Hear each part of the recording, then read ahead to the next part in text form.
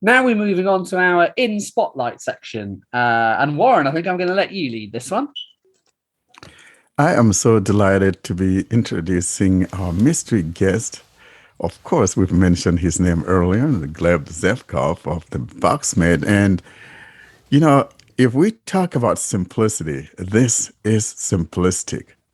The whole idea about Voxmate, and I'm so excited about it and been wanting Gleb to come on for quite a spell now. And it's nice to see him finally coming on with the release of Voxmate.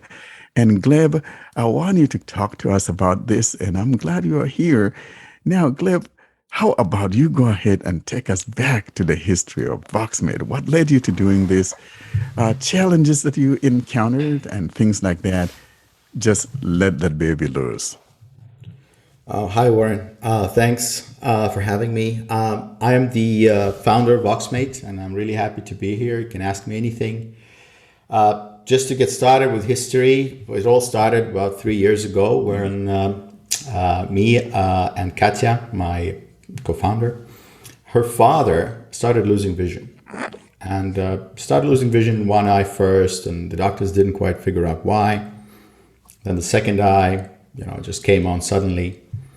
Then when they tried to save some vision in the second eye, they pumped the eye with some goo, and he was completely blind from then on.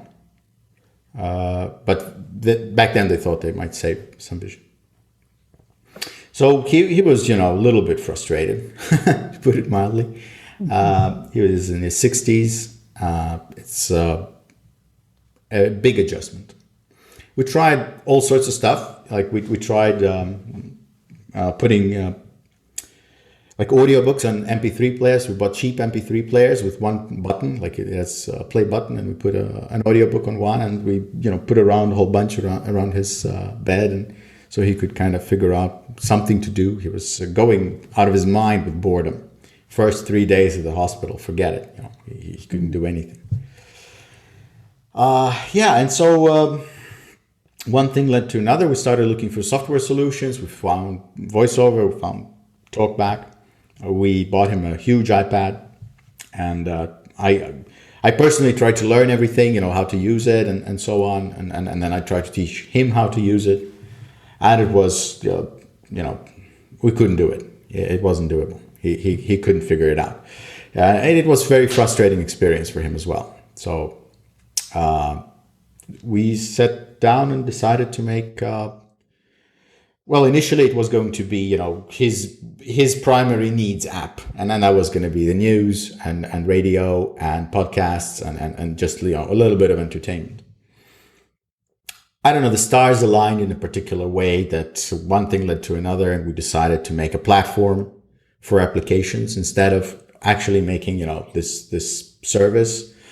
Because, let's suppose we were going to do the news, and we would have to scrape the news somewhere where, he reads the news and just present it in a nice way for him. But that scraper might get outdated tomorrow. The website might change, and then the application experience would be broken.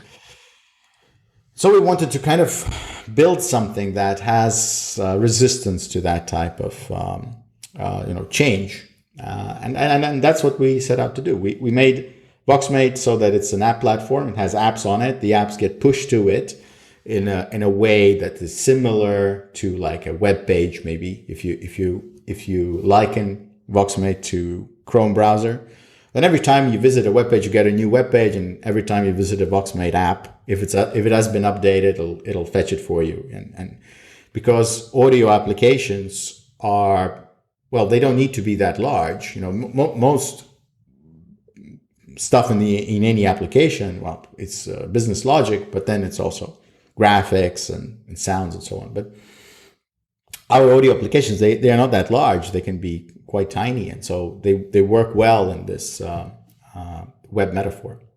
So we started making apps. We made audiobooks. We made file players, so you can put audio files on Voxmate and just listen to those. We made news apps. We made all sorts, and we just kept going. We went to couple of trade shows in Estonia, in England as well, and showed what we were building. And we saw that a lot of people were quite excited about the simplicity, because we set out to build something that was very simple to use. So there's people who are super comfortable with voiceover and talkback, right?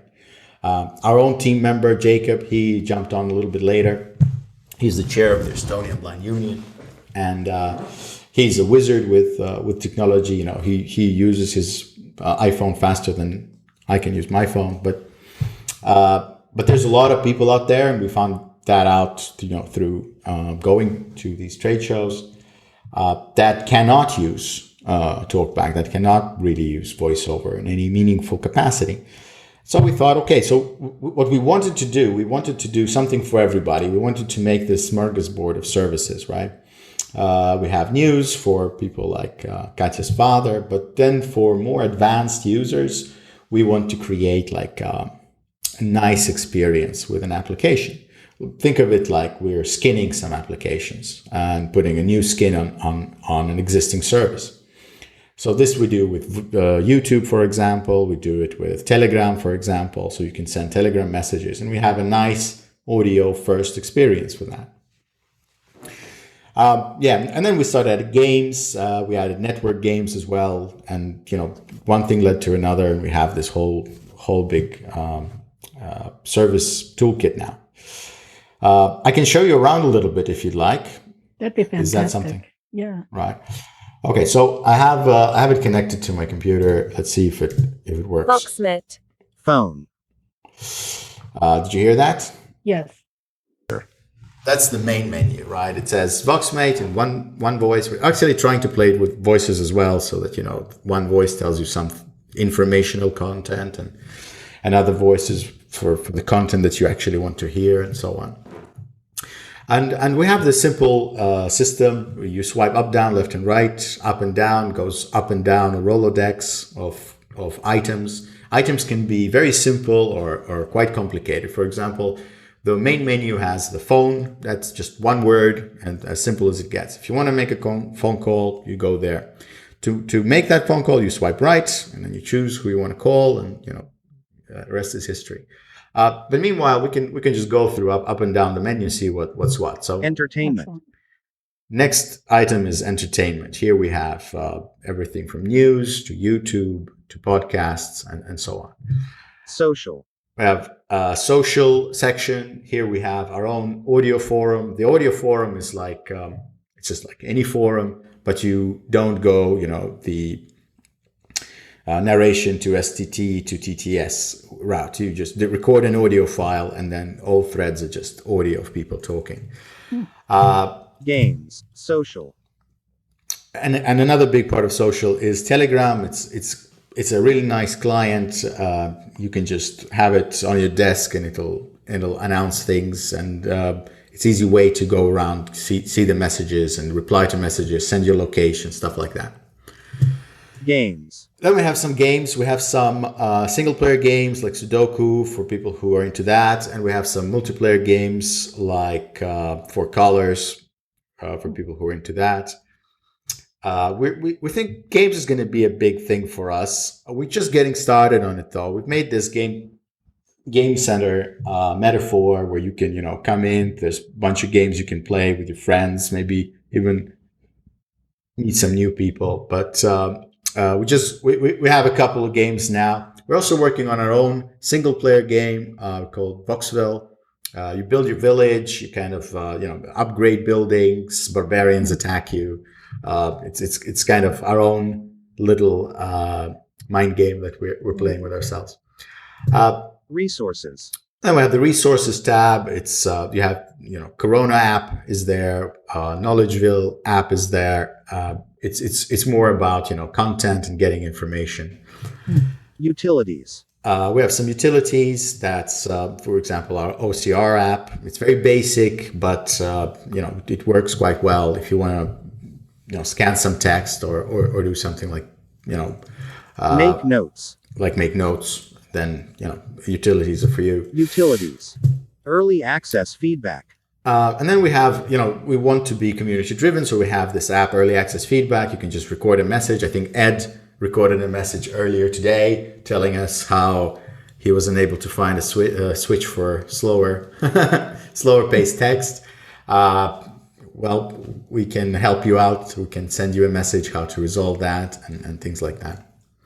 And then I think Settings. It's now 19 hours 52 minutes and 40 seconds. You have 7 unread Voxmate notifications. Swipe right for details, messages and weather. then you come to these meta fields. So this is a tile in Voxmate. It has a whole bunch of stuff, and it reads you. It's like a notification center where you can swipe right for to read your messages and so on. So in this metaphor, we have, all kinds of small little applications. We can update them easily. As soon as something breaks, I get a notification, I rush to my workstation and I push out a fix. And I think in these ways, we're going to be very different from existing solutions. We're going to be targeting primarily people who struggle with talkback and voiceover today. But at the same time, I think there's going to be value for everybody, especially in community building. Like, for example, maybe you're super comfortable with talkback, but maybe your friends aren't. You still want to chat with them on Telegram. So maybe, they it's a nice way of doing things in that way. So I've been talking for too much. How about some questions, Mike? Now, we do want to mention here, though, that, this can be used with both talkback running or with talkback not running. So if people are wanting to know whether or not they can have talkback running, yes, you can still have talkback running. And if you don't want to have talkback running, it will let you run it without talkback. As a matter of fact, when you first start the app, it's going to ask you whether you want to let talkback run or not, right, Gleb? That's right. So we call this talkback compatibility mode, and some of our users have rightfully pointed out that we should just call it, screen reader compatibility mode. Except we haven't really tested with every screen reader out there. We've tested with Samsung's Assistant and talkback, but basically we have 4 swipes. Talkback has swipes, but we can bypass talkback swipes by adding an extra finger. So if you don't want to turn talkback off, you have this talkback compatibility mode, you enable it, and just by adding another finger to all gestures, you swipe up and down with 2 fingers now. You can use Voxmate as if you had talkback deactivated for just Voxmate. And what voice is used when you do that, Gleb? Is it talkback or is it Voxmate? So right now we're using any voice that you have installed on your device. You can configure it from settings. I personally really like Google Voices. And those are the default. We've chosen some default voices and we started out with those. We have plans of including high definition voices, but it can be a huge expense for us. So we want to see, how people use the app first. And we cannot make a promise that this will be part of the application downstream, but this is something we hope to do. Meanwhile, so much is happening in TTS space, and I'm trying to keep, connected with what's going on, so that when the opportune moment comes, when Voxmate gets funded to a proper level, for example, we will jump on the chance to include some really high quality voices. And when you're using it in talkback mode, is it Voicemate or is it talkback that's providing the audio feedback? It's still Voxmate. Yeah. It's still Voxmate. It's just that you're using talkback swipes, because if you don't have talkback, then all you need is just a single finger swipe, up, down, left, or right. But if you have talkback enabled, then you have to employ those 2 fingers up, down, left, or right. However, the feedback that you are hearing is totally coming from the Voxmate app. Another question I had, you talked about the problem of deploying something like a scraper. because the website might change, and it might not work anymore. Any users of the JAWS research it function can probably sympathise with that. I'm just wondering, unless it's giving away too many trade secrets, how have you fixed that with Voxmate? What's the technological solution to not using a scraper? So we are using, a form of scraping for example, to provide the news. It's just much more robust in the sense that as soon as it fails, the developer is notified, and it usually is a minor change on the website. I can fix the application, right away, and I can push the application to all users right away. So, within 10, 20 minutes, we'll have a solution in place. And that's, we're in a strange situation right now, because all of these websites, they could have been providing us with nice APIs, right? They're just not, for, their economic reasons. So we have to find a solution that works, in a scalable manner. Similar, I think recently Telegram made a project called Instant View, and their solution is to outsource creativity to a whole bunch of developers so that they can create the scrapers, and then the scraper can work. When you send a message on Telegram and it has some news article in it, the scraper will go pick it up, check it out, and then put part of the text of the article or the whole article right into Telegram. And they're using a similar technique that we're using to, quickly get those scrapers updated when they get outdated. The biggest problem that we have, I think, in assistive tech altogether with regards to software is that there's a lot of software that gets written on enthusiasm and that gets abandoned. Yes. With Voxmate, we're trying very hard to think about those problems as the biggest problems, and how we can make our software evergreen, in the sense that as soon as there needs to be an update, we can make that update, or we can outsource that update, or in some way make that update possible. Downstream, we're just, by the way, we're 3 people working on this, and it's me, Katja, and Jacob. I'm the developer. Katja is the tester and community outreach person, and Jacob is our assistive tech expert. So right now we're doing as much as possible for 3 people to do.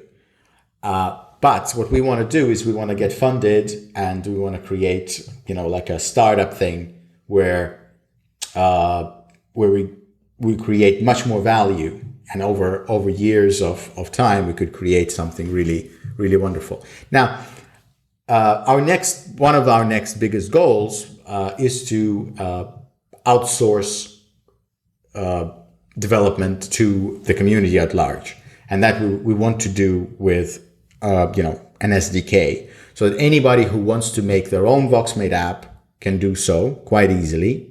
If you have a friend who's a developer and you want your garage door to open and you want a button for that, for example, well, Voxmate will give you that, a way to make that solution in an easy way. But also, by open sourcing our scrapers and all of those things, we hope to maybe,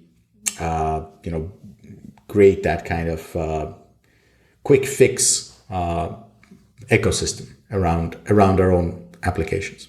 I hope that was clear enough.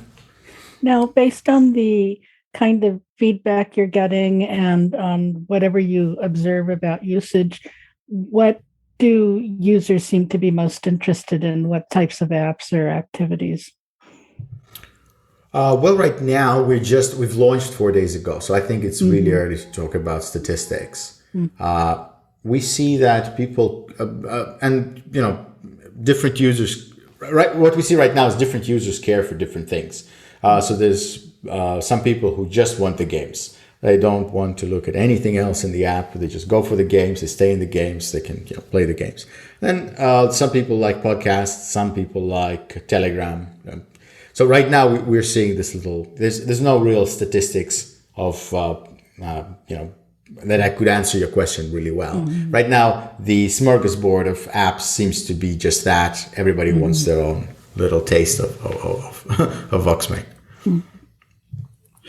Now, Gleb, let's talk about the big elephant in the room. And you mentioned earlier on that, sometimes some things of this nature come and go. And to me, what comes to mind was an app called Equalize some years ago, I think back in 2014.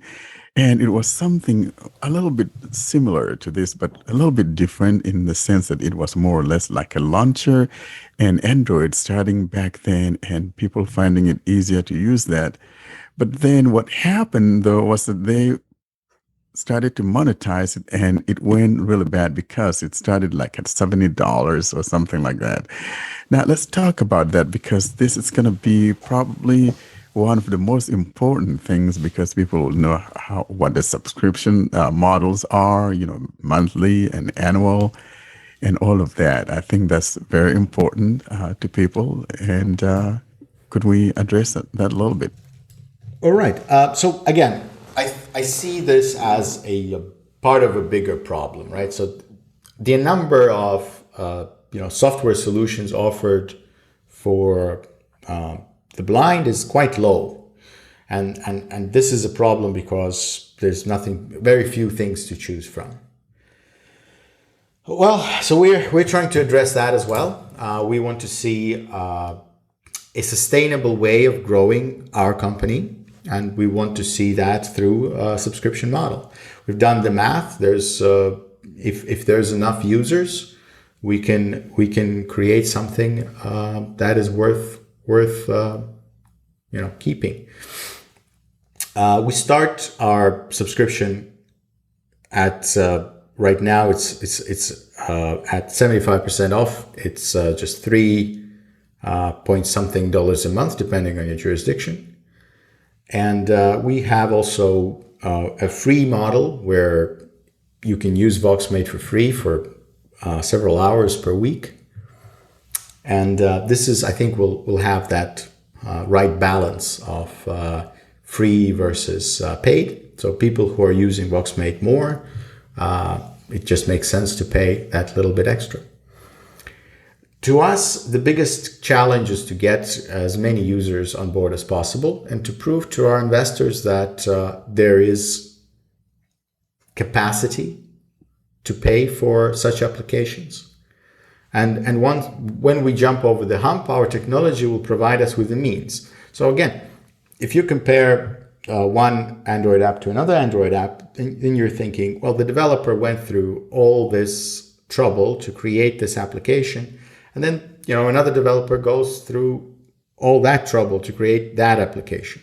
We are building a platform such that it will allow us to create audio applications much easier, deploy these applications, make use of other developers and so on. It's a bigger vision, if you like. And the most important thing for us right now is getting as many users as possible on the platform, as many paying customers as possible on the platform, so we can go to the investor and say, look, there's potential here, invest into us, and then we can go to the next big phase in development, create more and better applications, and then at some point there will be enough users, hopefully, to make everything balanced out. We should be throwing a party for Katja's dad for making this thing possible, right? I think it all revolves around him, doesn't it? Well, this is how we first got introduced to the subject. So I think we owe a lot to him for this wonderful app, because you guys probably wouldn't have thought about doing this if it were not for him. I mean, it wasn't a good thing that happened to him, but yet in the same breath, it wound up being a blessing to a lot of us blind people, in a sense. Well, I'm glad you see it that way. For us, internally, we went through all the stages of grief. We were angry, we negotiated, all of that. But ultimately, it's force for good. And another thing that we were kind of lucky, because we are in Estonia and we have these many languages just in the neighborhood. So we made the app, speak all the languages right away. Initially it spoke Russian, Estonian, and English. So it's day one, it was multilingual. We've now stripped out most of other languages because we just need to get that traction going. We need to get that, you need to get users. We need to get basically to next phase of our development. So what languages does it speak? Well, right now it speaks English, but the technology stack allows us, and for example, Telegram speaks all sorts of languages, and it's smart about it as well. So if you're talking to somebody in English, it'll use an English TTS. If you talk with somebody in Russian, it'll use a Russian TTS. So we try to be clever about things like that. Mm-hmm. Now, going forward, making localizations of Voxmate is going to be easy for us. So we were looking at Spanish, we're looking at all sorts of language groups here in Europe, and I think it's also a big problem because a lot of apps are made in English and then kind of leaves behind a whole bunch of people. Mm-hmm. So I think though that besides catch as dad, I think the magic word here also has to be. What would you think that magic word would be, Gleb? Well, I would say Estonia is the magic word. I agree. Because, something good came out of Estonia, right? A lot of good stuff came out of Estonia. Come on, man. don't let me get all defensive from my home country, man. but this is by far and away the most important software package to come out of Estonia. Forget Skype. I'm gonna catch so much flack for this. Voxmate, way more important than Skype. You heard it here. Microsoft is tiring Skype anyway. You talk about sustainability, Warren, and blindness apps. Skype's going. So if only we could have a fraction of what Microsoft paid for Skype, dump on Voxmate, we'll be sitting pretty. Absolutely. The social media elements. You mentioned audio, forum, and Telegram. You've got Reddit as well. How easy is it to add other ones? Warren is a massive Facebook fan. Never off book faces, Warren. Every day, aren't you, Warren? Love it. Oh my head just fell to the floor because So can you add book face? Yeah. I don't show my face on Facebook. So you search for me and you'll be searching in vain because you're not going to find my knucklehead up there on Facebook. So let me try to answer that. So some websites are really nice, like Reddit, for example. They offer you a clean API. You comply with their rules, you do as they say, you can create a very nice, slick experience for your users. Now, when we set off, I wanted to have a way to forcefully accessibilize services that, didn't really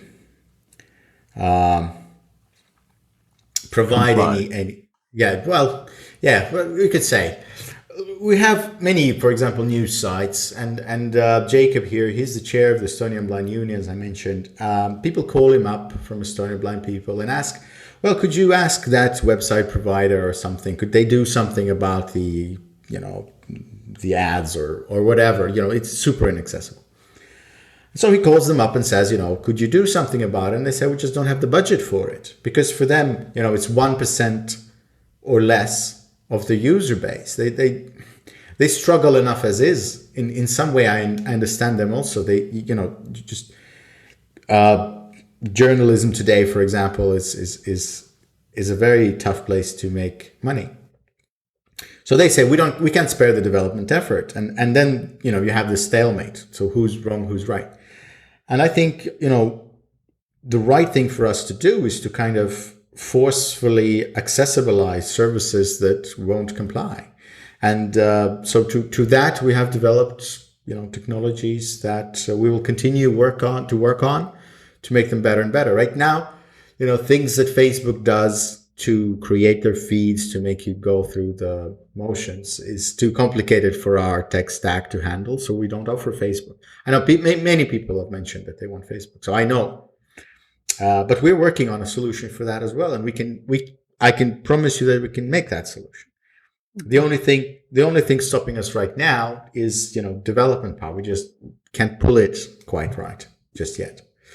So we go for low hanging fruits. We take Telegram because they offer a very nice clean API. We take Reddit because they offer a very nice clean API. But downstream, absolutely, I think there should be a way for us to kind of say, well, I want that service to work and you want that service to work, but they don't necessarily want to spend the resource. So how is this solvable? And I think Voxmate can offer a solution, because what we can do is we can pool the resources, buy these monthly subscriptions. People tell us what they want and we go and make it happen. I just have one other question, if I could. And you told us the story about of Voxmate and Katya's dad, and Warren's touched on that. What's your story, Gleb? What were you doing before Voxmate? Oh, I was working for a company in Australia, and that's, I guess, how we got the name. Everybody says, make this, make that. And I guess on some kind of, in the back of my mind, it was on top of my mind in another way. So I was a developer. I've been working, I lived in Sweden most of my life. Then I moved to Estonia, and I was born in Estonia, and then I lived in Sweden, and then I moved back to Estonia. I worked as a developer. I worked on many startups, and I found myself, working on one way or another. And this is a very sad story on some, might be far removed, but it was still some kind of banking scheme. Like either it was debt collection or something, it just didn't feel right. And so I quit my job and I decided to work on this instead. And that, was very expensive. Very expensive journey for me. I bet. But it does feel much better. Thank you so much, Gleb. That has been a wonderful story and a journey, quite a journey there to talk about, and seeing where you guys are here today. Because I remember, was that 2 years ago when you first had that thing, and we were excited about it, and then you guys went quiet for a while. We didn't know you were cooking something up good, and you came back with something really good. So we really appreciate you and Katya and Jacob, and our thanks to you guys. And by the way, people can listen to our podcast right there on Voxmate, can they? Yep, absolutely. I just added this podcast to my favorites right before coming here. Oh, great. So you guys make sure you use that Voxmate Find Blind Android Users podcast there and listen to us. And we're thankful to Gleb and his team for doing this. Gleb, thank you so much for coming. Yeah, thank you so much for having me. Yeah. And the other thing I just want to say is that you can win a subscription to Voxmate. Is that an annual subscription, Gleb, or a monthly subscription? What are we giving away? We'll make it a permanent subscription. Oh, Permanent subscription to Voxmate. Wowzers. That's really good. So all you need to do is you need to email contact us at blindandroidusers.com. Where's Austin when you need him? Contact us at blindandroidusers.com. And you need to tell us the magic word, which Warren and Gleb snuck into that interview. Do that and win a permanent subscription to Voxmate. Make sure you email us from your Gmail account. Or from your Play Store. Yeah, from your Play Store account. That's right. In other words, be sure that the email address that you'll be giving us has to be that which you use for your Google Play Store. That is the one you are installing Voxmate from. That's right. Good catch, Anna. Thank you.